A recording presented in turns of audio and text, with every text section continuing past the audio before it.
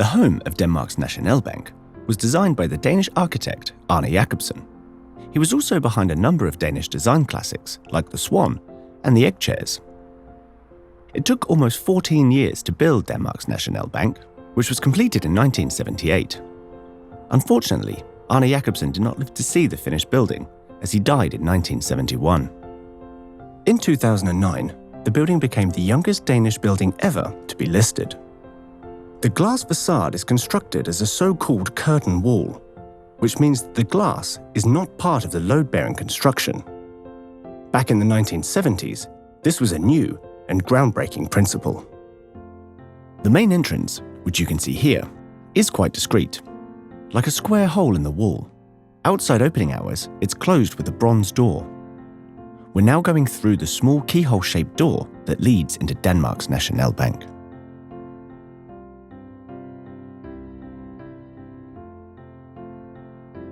The distinctive pale marble is from Norway and was one of Arne Jacobsen's favorite materials. Notice the light. Variations in the influx of natural light through the tall, narrow windows produce interesting effects. With their warm colors, the 5 tapestries provide an interesting contrast to the otherwise cool colors that characterize the lobby. And opposite the entrance, you can see the elegant stairs which connect the 6 floors, suspended from the ceiling with red steel wires. And here we are, right at the top of the stairs. It's almost 20 meters down, so before you get dizzy, let's carry on and take a look at some of the specially designed furniture. Look down. Here you can see the chair known as the Lily chair. It was designed by Arne Jacobsen especially for Denmark's Nationalbank, and you will see it everywhere in the building. The walls are clad in pear wood, and on the wall next to the door opposite, you can see Arne Jacobsen's banker's clock, which ensures that everyone is always on time. The clock was also designed specially for this building.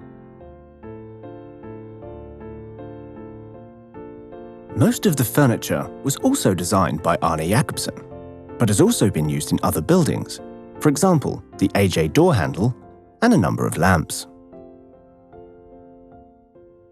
This is one of the many long corridors, with views of the gardens and plenty of natural light. Denmark's Nationalbank is known for its so-called shadow gaps, which can be seen here by the windows. A shadow gap is a narrow gap or space between 2 surfaces. We're now in the old printing room. In 2016, Denmark's Nationalbank stopped printing banknotes on the premises. But if you look closely, you can still see where the old printing machine used to sit. Here's some footage from when the printing machine was running. Even though our Danish banknotes are no longer printed by Denmark's Nationalbank, they are still stored and dispatched from here. We're now in one of Denmark's Nationalbank's huge vaults, which is where our banknotes are stored. They are shrouded in quite a lot of mystery. In fact, most people who work at Denmark's Nationalbank don't really know exactly where they are. And here we are in the governor's office.